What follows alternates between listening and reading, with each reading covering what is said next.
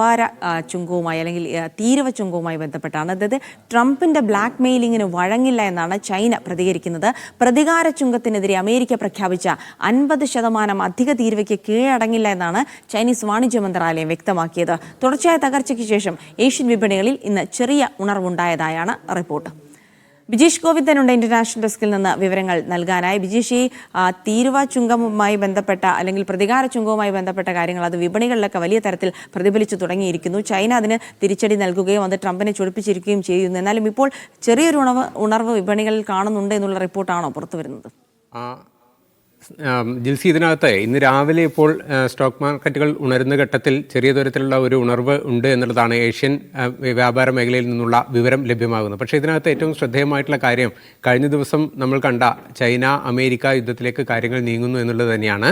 ഇന്നലെ രാത്രിയോടുകൂടിയാണ് ട്രംപ് ഇക്കാര്യത്തിനകത്ത് ഒരു കർശനമായിട്ടുള്ള നിലപാട് പറഞ്ഞത്. അതായത് പകരം ചുങ്കം ഏർപ്പെടുത്തിയ അമേരിക്കയ്ക്കെതിരെ അതേ നാണയത്തിൽ തിരിച്ചടിച്ച ചൈനയ്ക്കെതിരെ 50% അധിക തീരുവ ചൈനീസ് ഉൽപ്പന്നങ്ങൾക്ക് ഏർപ്പെടുത്തുമെന്നുള്ളൊരു പ്രഖ്യാപനമായിരുന്നു ട്രംപ് നടത്തിയത്. ഒരു ഭീഷണിയാണ് ശരിക്കും ട്രംപ് ചൈനയ്ക്കെതിരെ ഉയർത്തിയത്. പക്ഷേ ഈ ഭീഷണി ഒരു തരത്തിലും വഴങ്ങേണ്ടതില്ല എന്നുള്ളൊരു നിലപാടാണ് ചൈനീസ് വാണിജ്യ മന്ത്രാലയം സ്വീകരിച്ചിരിക്കുന്നത്. അതിൻ്റെ ഭാഗമായിട്ട് തന്നെ അവർ ഇന്നലെ ഈ കാര്യം വ്യക്തമാക്കുകയും ചെയ്തു. അതായത് അമേരിക്ക ഇപ്പോൾ പ്രഖ്യാപിച്ചിരിക്കുന്നത്, അതായത് ട്രംപ് പ്രഖ്യാപിച്ചിരിക്കുന്ന ഈ ഭീഷണിക്ക് ഒരു തരത്തിലും വഴങ്ങില്ല, ഒരു തരം ബ്ലാക്ക് മെയിലിംഗ് ശൈലി ഞങ്ങളടുത്ത് വേണ്ട എന്നുള്ള കാര്യം ചൈന കൃത്യമായി പറയുകയും ചെയ്യുന്നുണ്ട്.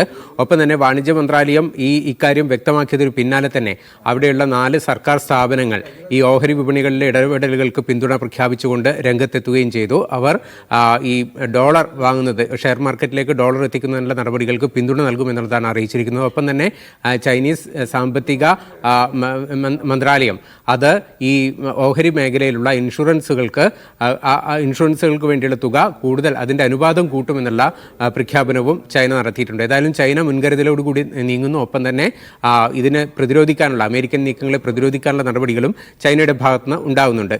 ഈ ഘട്ടത്തിലാണ് ഇന്ന് രാവിലെ ഇപ്പോൾ ഉണർന്നിരിക്കുന്ന ഏഷ്യൻ വിപണിയിൽ വലിയ തരത്തിലുള്ള ഒരു ഇടിവില്ല, ചെറിയ തരത്തിലുള്ള ഉണർവ് ഉണ്ട് എന്നുള്ള വിവരം കൂടി വരുന്നത്. ഒരു പോസിറ്റീവായിട്ടുള്ള വാർത്തയാണത്. പക്ഷേ അത് എങ്ങനെയാകും ഈ ഓഹരി വിപണി അവസാനിക്കുന്ന ഘട്ടത്തിൽ അതിൻ്റെ പ്രതിഫലനം ഉണ്ടാകുക എന്നുള്ളത് നമുക്ക് കണ്ടറിയണം. കാരണം ഇന്നലെ ഏഷ്യൻ വിപണിയാണ് ഏറ്റവും കൂടുതൽ പ്രതിസന്ധി നേരിട്ടത്. ഏകദേശം 160 ലക്ഷം കോടി രൂപയുടെ നഷ്ടം ഇന്നലെ മാത്രമുണ്ടായി.